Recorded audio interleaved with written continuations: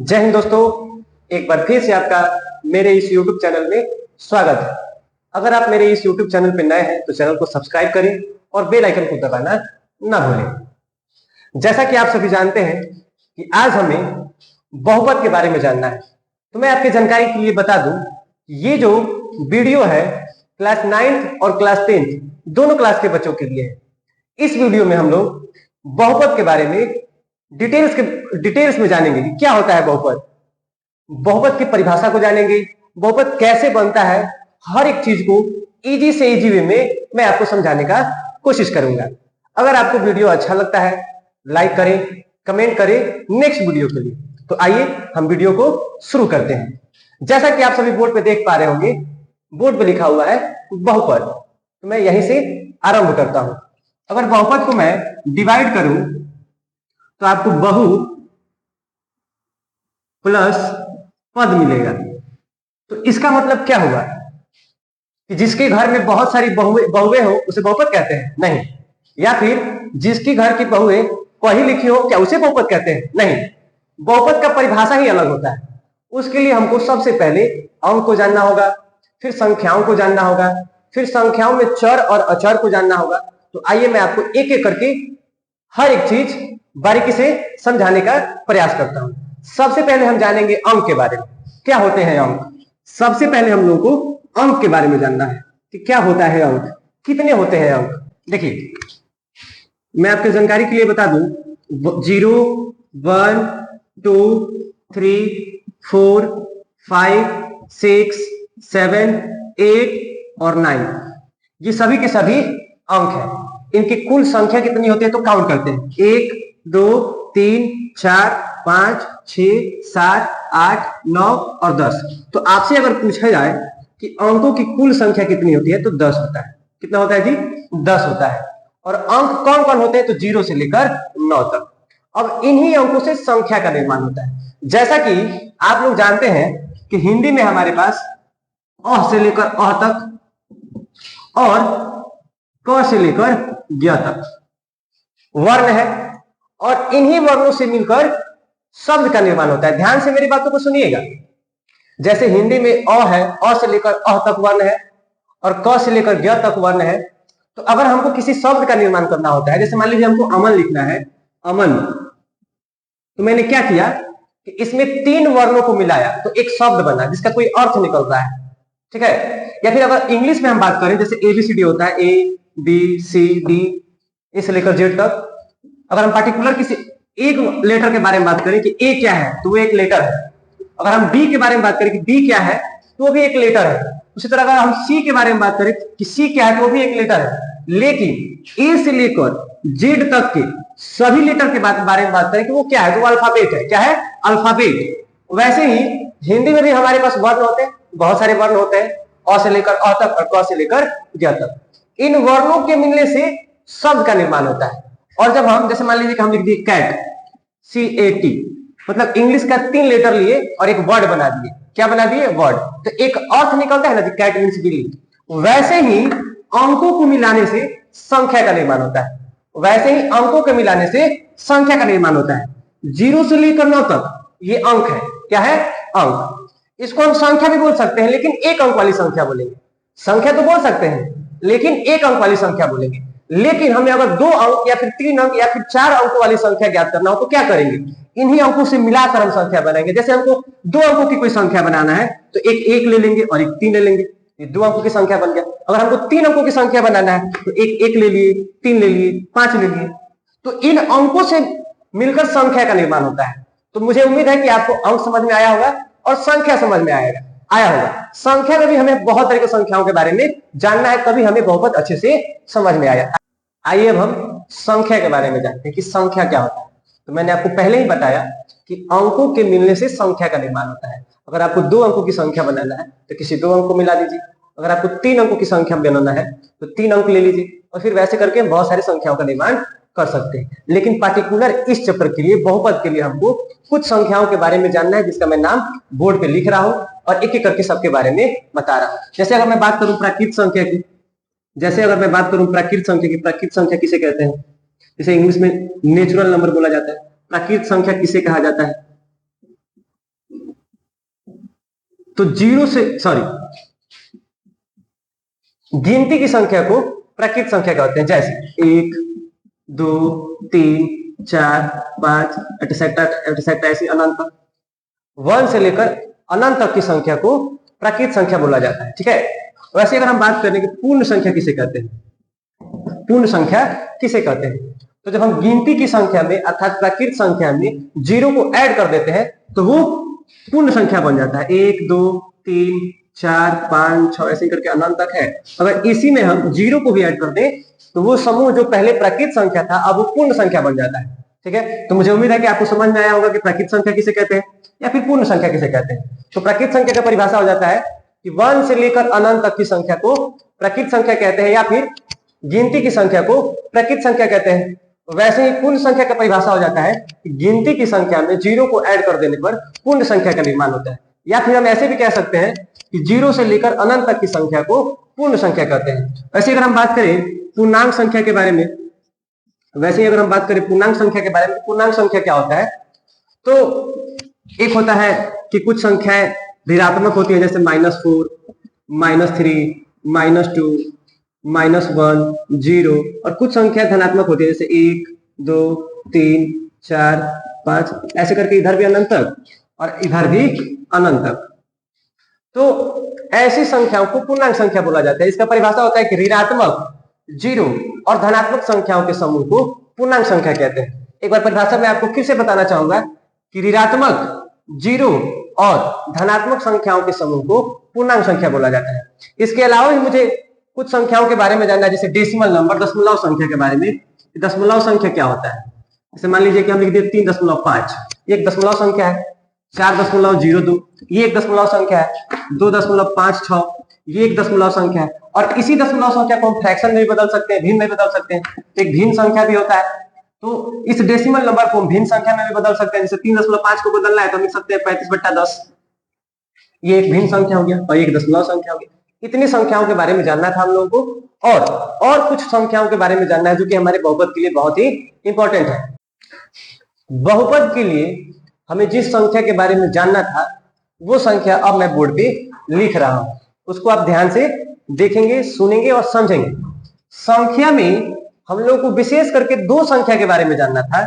मैंने पिछले वीडियो में मैंने पीछे जो आपको बताया वो सब आपको पहले से भी आता था, लेकिन मैं आपको फिर से रिमेंबर करने के लिए, फिर से याद दिलाने के लिए बता दिया। लेकिन मुख्य रूप से हम लोग को जिन संख्याओं के बारे में जानना था वो मैं बोर्ड पे अब लिख रहा हूं। शायद आप इसका नाम सुने होंगे, एक होता है चर और दूसरा होता है अचर। अगर आप नहीं भी सुने होंगे तो कोई बात नहीं, मेरा कर्तव्य है कि मैं इसको अच्छे से डिफाइन करूं, अच्छे से समझाऊं। तो सर चर क्या होता है या फिर अचर क्या होता है, मैं इसको एक एक करके अच्छे से समझाने का प्रयास करता हूं। जैसे अगर मैं चर की बात करूं तो आप सुने होंगे x, y, z, a, b, c, d, p, q, r। मतलब जितने भी अल्फाबेट होते हैं वो सब के सब क्या है, चर है। जितने भी अल्फाबेट होते हैं, टोटल 26 लेटर होते हैं जिनके समूह को हम लोग अल्फाबेट बोलते हैं, तो वो सभी अल्फाबेट क्या है, चर है। चर का परिभाषा क्या होता है, तो चर का परिभाषा होता है कि जिसका मान हमेशा बदलते रहे। जैसे आप लोगों को मैं समझाने का प्रयास करूंगा कि यदि एक समीकरण दिया हुआ है x - 2 = 3, तो इसमें x का मान क्या आएगा, इसमें x का मान क्या आएगा जी, x = हो जाएगा 3 + 2, इसीलिए x = 5। तो इसमें x का मान क्या आया, 5 आया। यदि मैं आपको कोई दूसरा समीकरण दे दूं कि 2x - 4 = 6, इसमें x का मान क्या आएगा, अगर मैं 6 की जगह 12 रख दूं तब x का मान क्या आएगा, अगर मैं 12 की जगह 11 रख दूं तब x का मान क्या आएगा। क्या सभी कंडीशन में x का मान सेम ही आएगा, नहीं, x का मान हमेशा बदलते रहेगा। जैसे मैं इसको सॉल्व करके दिखाता हूं, क्या x का मान वही आता है जो यहां पे आया है, ध्यान से आप बोर्ड पे देखेंगे। यदि 2x - 4 = 11 है तो हो जाएगा 2x = 11 + 4 या x = 15/2 और ये कट के आ जाएगा 7.5, इसीलिए x = 7.5। क्या ये दोनों नंबर सेम है, नहीं, यहाँ पर x का -5 है और यहाँ पर x का -7.5 है। तो मेरे कहने का तात्पर्य यह है कि x का मान हर एक कंडीशन में बदलते रहेगा। x का मान निश्चित नहीं है कि x का मान 5 ही होगा। कभी x का मान 7.5 हो सकता है, कभी x का मान 12 हो सकता है, तो कभी x का मान √2 भी हो सकता है, कोई भी संख्या हो सकता है। तो चर का परिभाषा हम ऐसे दे सकते हैं कि जिसका मान निश्चित ना हो, जिसका मान हमेशा बदलते रहता हो। और एक दूसरी संख्या होता है अचर, जैसे 1, 2, 3.5, 6, ये सब संख्याएं क्या है, इनको हम अचर बोलते हैं। ये 1 है तो इसका मान 1 ही हुआ, ये बदलेगा नहीं। ये 1 है तो 1 ही रहेगा, ये 2 है तो 2 ही रहेगा। क्या 2 को हम 5 कह सकते हैं? नहीं कह सकते, इसका मान निश्चित है। तो चर का परिभाषा होता है कि वैसी संख्या है जिसका मान हमेशा बदलते रहे, जिसका मान निश्चित ना हो, उसे चर कहते हैं। और एक दूसरी संख्या होती है जो कि अचर होता है, जिसका मान निश्चित रहता है, बदलता नहीं। चर का परिभाषा हो जाएगा वैसी संख्या है जिसका मान निश्चित ना हो। और वही अचर का बात करें तो वैसी संख्या जिसका मान निश्चित हो, उसका मान बदलता नहीं है। तो मुझे उम्मीद है आपको चर और अचर समझ में आया होगा। अब मैं आपको बीजीय व्यंजक की तरफ ले चलता हूं, क्योंकि बहुपद जो है बीजीय व्यंजक का ही एक पार्ट है। तो पहले आपको सबसे पहले मैंने अंक के बारे में बताया, अंक से संख्या का निर्माण कैसे होता है उसको बताया। अब उसके बाद मैंने आपको संख्या के कुछ प्रकार के बारे में बताया, जैसे प्रकृत संख्या, पूर्ण संख्या, पूर्णांक संख्या, दशमलव संख्या, भिन्न संख्या। उसके बाद मैंने आपको चर और अचर के बारे में बताया। चर किसे कहते हैं? जिसका मान निश्चित ना हो, जिसका मान हमेशा बदलते रहे।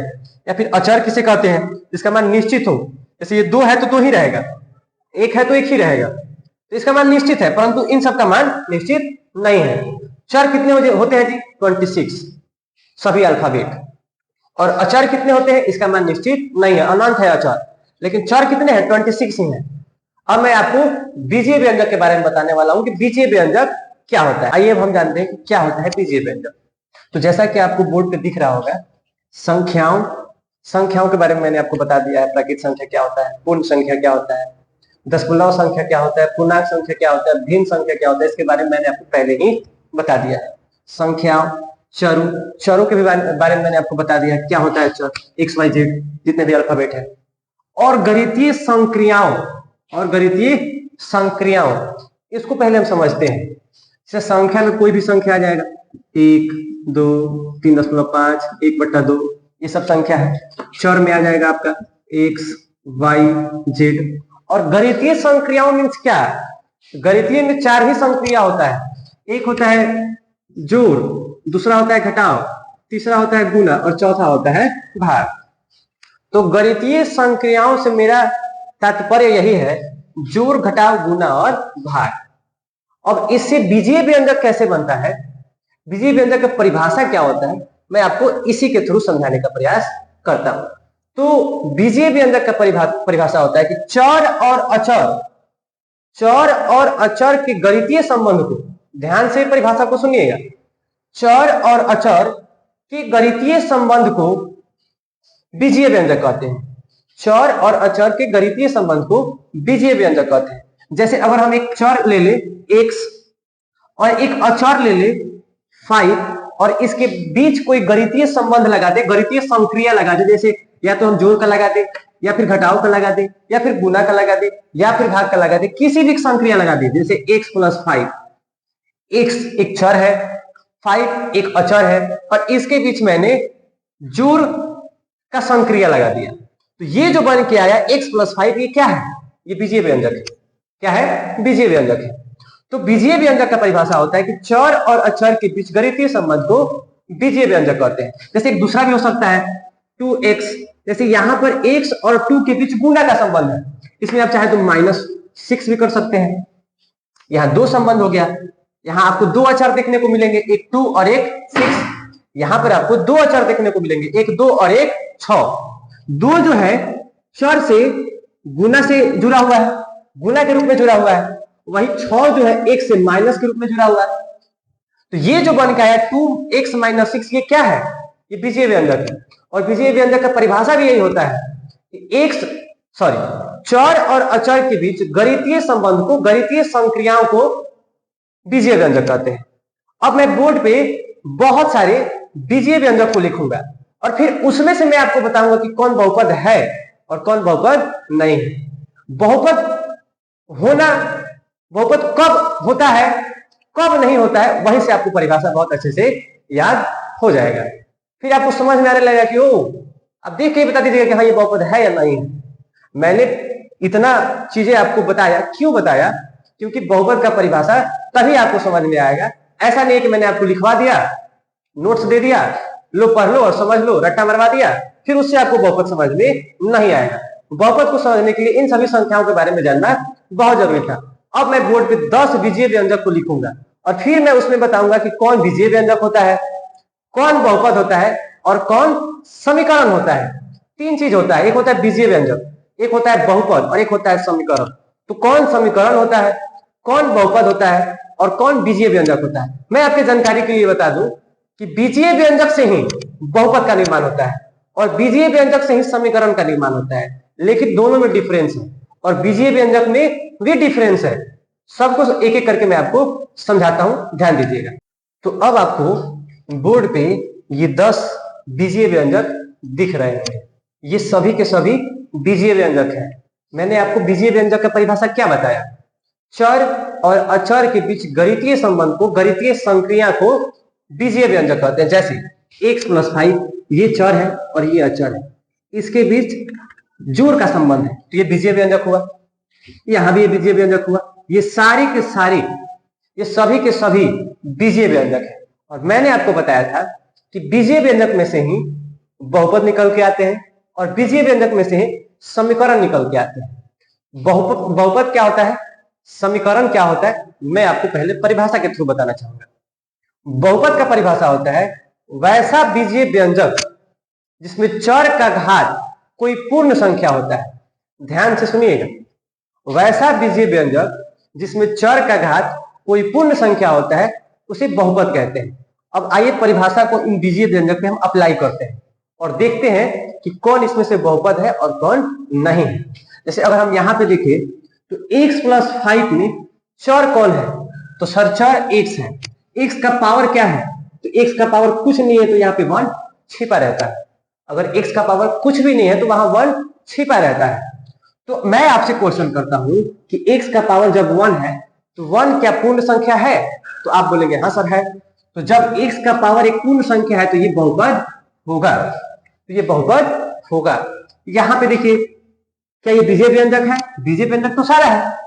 तो इसमें चर क्या है, तो इसमें चर है y और y का पावर क्या है, अभी मैंने आपको बताया कि अगर पावर कुछ नहीं है तो वहां पे 1 छिपा रहता है। तो क्या ये 1 पूर्ण संख्या है? जी हाँ है, तो ये बहुपद है, तो ये बहुपद है। मैंने आपको बहुपद का परिभाषा बताया था, वैसा बीजीय व्यंजक जिसमें चर का घात एक पूर्ण संख्या हो तो वो बहुपद होता है। अब आइए इसमें, यहाँ दोनों जगह चर है, एक चर a है और एक चर b है। यहाँ पर a का पावर 1 और यहाँ पर b का पावर 2। क्या 1 और 2 दोनों पूर्ण संख्या है? जी हाँ है, तो ये बहुपद है, ये पूरा का पूरा बहुपद है। अब उसी तरह यहां देखेंगे, यहां पर भी x है, यहां पर भी x है, यहां पर x का पावर है -2 और यहां पर x का पावर है 1। एक x का पावर है -2 और एक x का पावर है 1। ये बताइए कि क्या दोनों के दोनों पूर्ण संख्या है? जी नहीं, एक तो पूर्ण संख्या है परंतु -2 पूर्ण संख्या नहीं है। और मैंने आपको परिभाषा बताया था, वैसा बीजीय व्यंजक जिसमें चर का घात एक पूर्ण संख्या होता है तभी वो बहुपद होता है। तो इसमें हमें क्या देखने को मिल रहा है कि यहां पर तो x का पावर 1 है, वो पूर्ण संख्या है, परंतु यहां पर x का पावर -2 है जो कि पूर्ण संख्या नहीं है, तो ये बहुपद नहीं होगा। इसी तरह हम सब में अप्लाई करेंगे। क्या ये बहुपद है? जी हाँ जी, देखते हैं। यहां पर चर इसका पावर 1, यहां पर चर इसका पावर 1, तो ये बहुपद है। उसी तरह इसमें देखते हैं, यहाँ पे चर और यहाँ पे चर, यहाँ पे है 2 जो कि एक पूर्ण संख्या है और यहाँ पे पावर है -3 जो कि एक पूर्ण संख्या नहीं है, तो ये बहुपद नहीं होगा। जितने भी पावर है सभी के सभी पूर्ण संख्या होने चाहिए, किसी एक पावर से नहीं। अगर 2-3 जगह चर है तो तीनों जगह के चरों का जो पावर होना चाहिए वो सभी के सभी पूर्ण संख्या होना चाहिए। अगर कोई एक भी पूर्ण संख्या नहीं है तो वो बहुपद नहीं होगा। उसी तरह अगर यहां पर देखिए तो यहां पर एक चर x है और दूसरा चर y है और x का पावर 1 है और y का पावर भी 1 है, तो यहां पर दोनों चरों का पावर जो है पूर्ण संख्या है, तो ये बहुपद होगा। इसको आप ध्यान से देखेंगे, 8y और y का पावर है 1/2 + 4। तो हम चर के पावर को देखेंगे, हमको कुछ नहीं देखना है, हमेशा हमको चर के पावर को देखना है। जहां जहां चर होगा वहां वहां की चर के पावर को देखेंगे। अगर सभी पावर पूर्ण संख्या है तब वो बहुपद है, अगर सभी पावर पूर्ण संख्या नहीं है तो वो बहुपद नहीं है। तो आइए हम यहाँ इस बीजीय व्यंजक में देखते हैं कि क्या ये बहुपद है। तो यहां पर चर आपको y दिखाई दे रहा होगा और इसका पावर दिखाई दे रहा होगा 1/2। मैं आपसे क्वेश्चन करता हूं कि क्या 1/2 पूर्ण संख्या है? तो आप कहेंगे सर ये तो पूर्ण संख्या नहीं है। तो जब ये पूर्ण संख्या नहीं है तो ये बहुपद भी नहीं है। उसी तरह इसमें यहां पर चर का पावर 2y है और मैं आपसे क्वेश्चन करता हूं कि क्या 2y एक पूर्ण संख्या है? तो आप कहिए नहीं सर ये तो पूर्ण संख्या नहीं है। तो जब इसका पावर पूर्ण संख्या नहीं है तो ये बहुपद भी नहीं होगा। उसी तरह इसमें यहां पर a का पावर b है और यहां पर x का पावर 1 है। तो x का पावर 1 है जो कि पूर्ण संख्या है, लेकिन a का पावर b है जो कि एक पूर्ण संख्या नहीं है, तो ये भी बहुपद नहीं होगा। तो आप देख पा रहे होंगे कि जितने भी बहुपद है वो बीजीय व्यंजक हैं, परंतु सभी बीजीय व्यंजक बहुपद नहीं है। बहुपद तभी हो सकता है जब चर का पावर एक पूर्ण संख्या होगा। तो बीजीय व्यंजक से ही बहुपद निकल के आते हैं। वैसे बीजीय व्यंजक बहुपद कहलाते हैं जिसमें चर का पावर एक पूर्ण संख्या हो। जैसे बहुपद के बारे में तो आप जान लिए, अब हम आपको समीकरण के बारे में बताते हैं कि समीकरण क्या होता है। तो समीकरण में हमेशा दो साइड होता है, एक होता है LHS और एक होता है RHS, दाया पक्ष और बाया पक्ष। जैसे यहाँ पे ये सभी के सभी बीजीय व्यंजक है और उसमें से कुछ बहुपद है, तो हम बहुपद को भी समीकरण में कन्वर्ट कर सकते हैं और बीजीय व्यंजक को भी समीकरण में कन्वर्ट कर सकते हैं। ठीक है, जैसे मान लीजिए अगर यहाँ पे x + 5 है और जैसे हम बराबर 0 कर देंगे तो ये बीजीय व्यंजक भी है और समीकरण भी है, परंतु बहुपद नहीं है। ये पहले बहुपद था लेकिन अब ये समीकरण में कन्वर्ट हो गया। समीकरण और बहुपद दोनों अलग चीज है। हाँ, ये बात सही है कि हम बहुपद को सॉल्व करने के लिए समीकरण में ही कन्वर्ट करते हैं। ये बात सही है कि हम जब बहुपद को सॉल्व करते हैं तो पहले समीकरण में कन्वर्ट करते हैं, लेकिन बहुपद और समीकरण दोनों चीज अलग है। हम बहुपद को भी समीकरण में कन्वर्ट कर सकते हैं और बीजीय व्यंजक को भी समीकरण में कन्वर्ट कर सकते हैं। जैसे ये तो बहुपद था तो इसको हम क्या किए, बराबर 0 कर दिए तो ये हो गया समीकरण, परंतु ये तो बहुपद नहीं है। क्या इसको हम समीकरण बना सकते हैं? हाँ, इसको भी समीकरण बना सकते हैं। अगर बराबर 3 कर दे, बराबर 2 कर दे, बराबर 0 कर दे तो ये समीकरण हो जाएगा। तो मुझे उम्मीद है कि आपको समझ में आया होगा कि समीकरण क्या होता है, बहुपद क्या होता है, बीजीय व्यंजक क्या होता है। हमारा मेन मोटो था आपको बहुपद के बारे में बताना। हो सकता है कि थोड़ा सा मैंने फास्ट बता दिया हो, लेकिन आपका सपोर्ट मुझे आगे बढ़ाएगा, मुझे बहुत कुछ सिखाएगा। आप कमेंट कीजिए कहाँ कमी है, उस चीज को मैं सुधारूंगा, उस चीज को बेहतर बनाऊंगा। धन्यवाद।